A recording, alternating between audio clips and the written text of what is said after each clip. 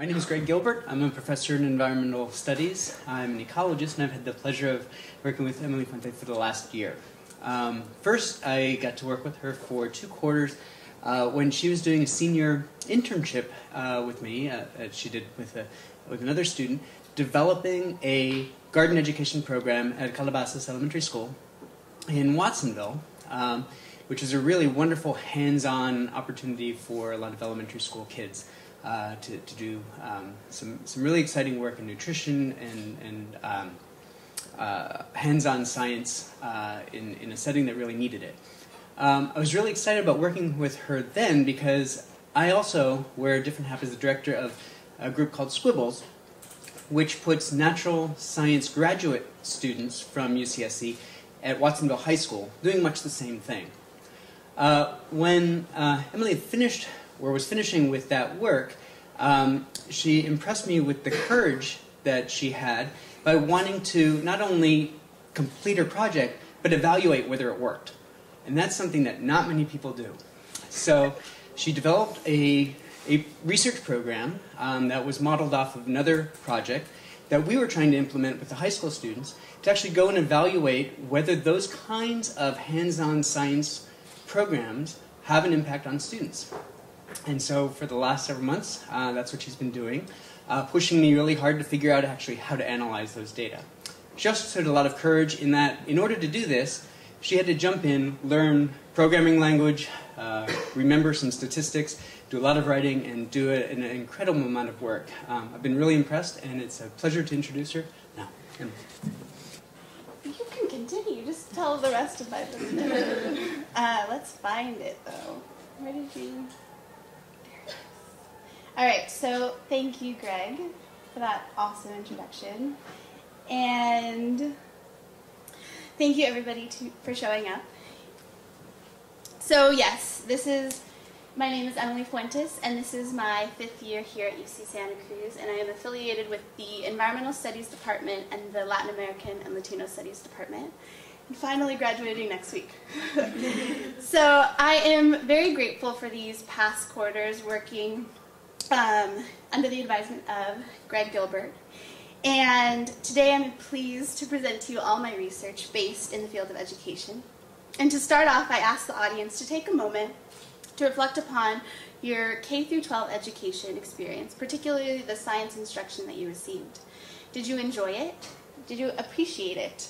How did your teachers connect the concepts that you were learning to your everyday life and the real world? Did your teachers and their teaching techniques inspire you to continue with science? These questions are the basis of my research about the influence of inquiry-based science instruction on changing attitudes that students have towards science. So, as Greg mentioned, I helped redesign this garden science program in Watsonville and also develop the curriculum for grades 1 through 5, which taught the California Life Science Standards through hands-on and inquiry-based activities. And scientific inquiry-based instruction is characterized by conducting scientific investigations, actively acquiring knowledge through thinking and doing, like I've done. I'm doing the same thing that my kids are doing, and following curricula that allow for extended investigations. Okay, so as you can see, we have students investigating if a plant can photosynthesize and produce sugars in the absence of sunlight, or testing the soils in the garden for nutrients to know if the soil is nutrient deficient and needs some compost. In addition to hands-on inquiry-based lessons, myself and other instructors incorporated culturally conscious teaching styles and bilingual instruction to better serve the predominantly Latino population with different levels of English proficiency. And the main goal of the program is to combat the shortage of quality science instruction at the school, which is a problem common across California public schools, where reading and math are the biggest priority. So at this school, the school ranked 1, which was lowest on a scale of 1 to 10 when compared with other elementary schools in California in 2010. And this low performance rating forces the school to prioritize their funds that will improve test scores in reading and math, which means science is not a priority.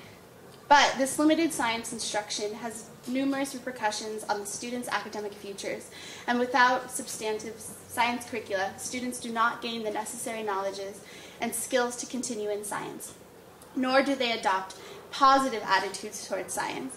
At an early age, these students are at risk of being disassociated from the important world of science, remaining unaware of its applicability and uninspired to pursue it further.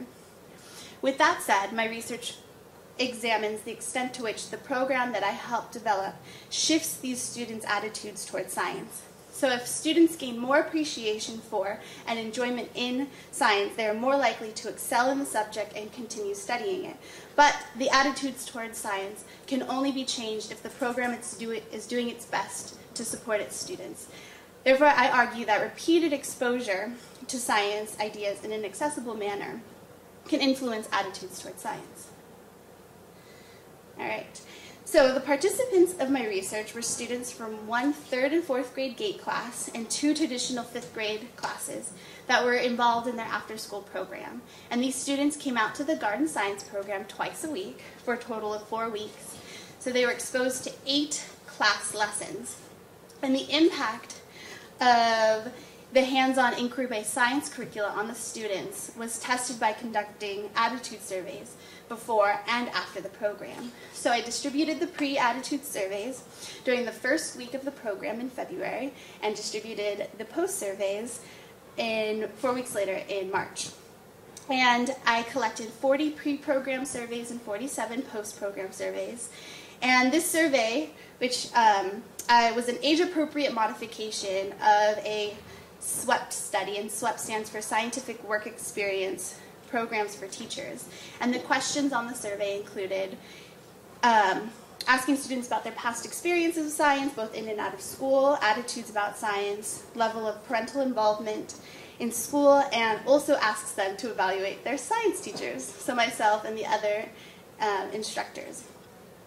So a comparison of the pre and post surveys was done to identify the directional change in any of the responses, so either a positive or negative change in attitude. And I tested these with the non-parametric Mann-Whitney-Wilcoxon Z-test in JUMP, which I had to familiarize myself with. I hypothesized more enjoyment in science, more agreement in its utility and everyday life.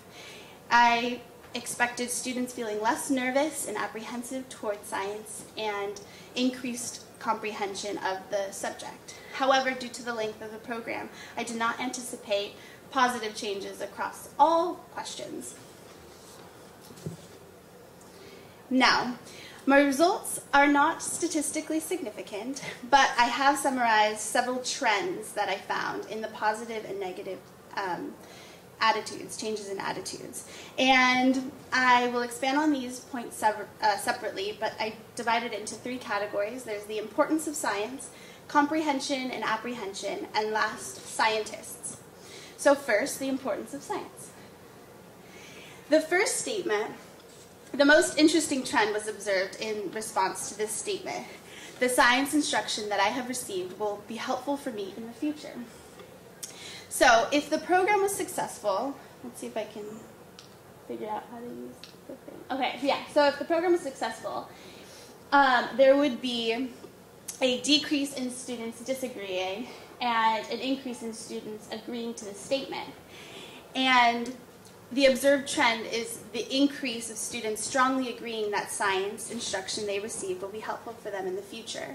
And there was an increase of 30% to 45.7% in that strongly agreed category. Overall, I consider this trend